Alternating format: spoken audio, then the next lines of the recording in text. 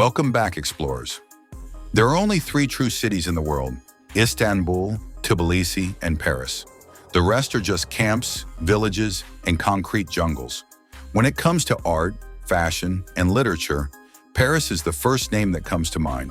The locals call it Paris, often dropping the last syllable. Everyone here wears unique clothing.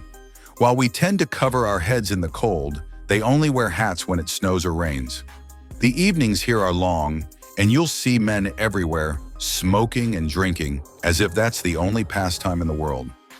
Paris is always crowded with tourists, leaving the locals with just the banks of the Seine for a peaceful walk or a seat on a bench.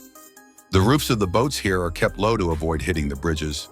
Things have gotten so expensive that some people are even seen sleeping on boats. Almost every building at the crossroads looks the same, and whether the building is old or not, the doors open with a code. Wherever these people find a grill, they attach a lock as a symbol of love. Public transport is quite affordable. For 22 euros, you can get a weekly pass and enjoy the city. The metro network is extensive, covering the entire city. In fact, even an ambulance can run on the train tracks. You'll find a metro station at every corner of the city. These people dislike cutting in line and avoid making noise. Pedestrians always have the right of way. No one here looks at others with suspicion, and there's no excessive security checks in the name of safety. You rarely see police, but there's still respect for the law. There's even a town where clothing is completely banned, and you can legally marry a deceased person. This was the statement that led to the French Revolution. If the people have no bread, let them eat cake. I'll explain more about this later. Paris is the capital and largest city of France. If you look at the profiles of the world's greatest creators, you'll always find Paris in their lives. As soon as you enter the city, this mysterious place takes control of your very being. The Champs-Élysées is considered the lifeblood of France and is one of the world's most expensive avenues. On either side, you'll find outlets of the world's top brands, with each store valued in millions of euros. Every building on this avenue has its own history, mesmerizing tourists. There's hardly a ruler or celebrity in the world who's visited Paris and hasn't graced the Fouquet Café with their presence. Every cafe here has a history. Just steps away from Fouquet Café is the world-famous show Lido. There's no other opera house quite like the one in Paris. People dress in their finest attire to attend the opera here. In December, the Champs-Élysées transforms. It feels like the entire country was waiting for this moment. The French government introduces a new theme every year, and temporary huts for various products pop up.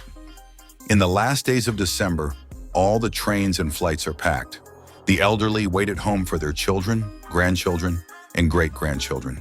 They celebrate the night of December 24th as a family reunion, eating turkey, drinking wine, and the children eagerly awaiting Santa Claus. Paris's New Year's Eve is one of the four biggest New Year's celebrations in the world. From the Arc de Triomphe to the Eiffel Tower, the streets are packed with people. Most restaurants in Paris are fully booked. The Champs-Élysées is closed to traffic, and you can only walk along the avenue. People carry bottles of wine, flames wave in the air, and the crowd cheers as the new year dawns. Paris is also known for its high crime rates. Whether it's a bus stop, metro, or cinema, no place is safe from bedbugs. Under the Eiffel Tower, alcohol is sold openly. The people here can be quite rude. They don't speak English, and if you don't speak French, they'll tell you to learn it first. If they don't like your clothes or food, they'll politely thank you and never see you again. Girls might approach you for a chat, and soon your passport and money are gone, only for your passport to turn up in a trash can. There are 19,000 reported rape cases here each year. France is one of the most overrated countries in the world. In the 15th century, Spain was ruled by Muslims, and we've already covered Spain in a previous video. The Muslims were socially revolutionary. Muslim traders spread jasmine seeds across places like Monte Carlo, Nice, and Cannes. It wasn't long before the area was filled with the fragrance of jasmine, and Grasse became known as the land of perfumes. Muslims cultivated flowers, extracted their essence, and created soaps, shampoos, and perfumes, a process they pioneered. This is how Grasse became the perfume capital, leading to the creation of various fragrance brands. During this time, The leather tanning industry also flourished, becoming the region's largest industry. When it comes to revolutions, the French Revolution is the first that comes to mind. At that time, France had three classes: the nobility, the bureaucracy and clergy, and the peasants who lived as agricultural slaves. Taxes were forcibly collected from the public, while the nobility and clergy were completely exempt. Judicial positions were bought and sold, and wealthy aristocrats would purchase these positions and pass them on to their children. The police were in cahoots with thieves, and court decisions were written by secret agencies. The French royal family, particularly Queen Marie Antoinette, was notorious for extravagance and wastefulness. Because of her lavish spending, she was nicknamed Madame Deficit. When thousands of hungry people protested outside her palace, the queen famously remarked, "If the people have no bread, let them eat cake." This statement, attributed to Marie Antoinette, enraged the public. The people declared it wasn't a rebellion, but a revolution. The king called upon notorious military troops, which further inflamed the public's anger. The people revolted against the soldiers, defeated them, and paraded the heads of commanding officers on spears through the city. Parisian prisons were destroyed, and innocent citizens were freed. The finance minister, who had advised the people to eat grass, was hanged from a lamppost. Mansions of the aristocracy and clergy were set on fire, forcing them to flee the country to save their lives. The streets were flooded with crowds, and anyone who offered a soft handshake was beheaded. A military commander threatened to destroy Paris if the revolution continued. On October 10th, 20,000 men and women stormed the palace, and upon being betrayed by a military officer, the commander was beheaded. The king and queen were captured and tried for treason. On January 21st, 1793, they were executed by guillotine, and their heads were paraded through the city.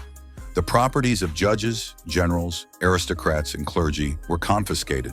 The people of France celebrate Bastille Day every year on July 14th to commemorate the French Revolution. The Eiffel Tower was unveiled during the centennial celebration of the French Revolution in 1889. It was supposed to be dismantled after 20 years, but in its first year, it attracted 2 million visitors. Thus, the 10,000-ton tower became a symbol of France. It stands at 1,063 feet tall, with 1,660 steps and 11 elevators. In winter, the tower shrinks by about 6 inches. A ticket costs 26 euros, and with it, you can enjoy the entire day.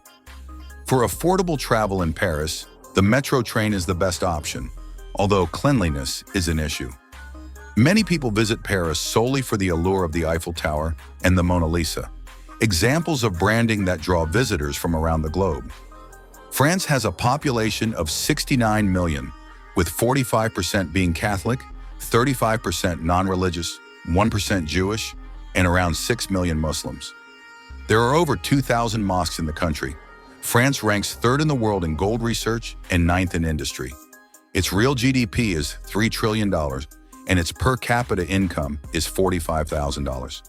There's so much more to discover about France. If you enjoyed today's adventure, hit subscribe and share with friends. We can't wait to take you on our next journey. Stay curious and keep exploring,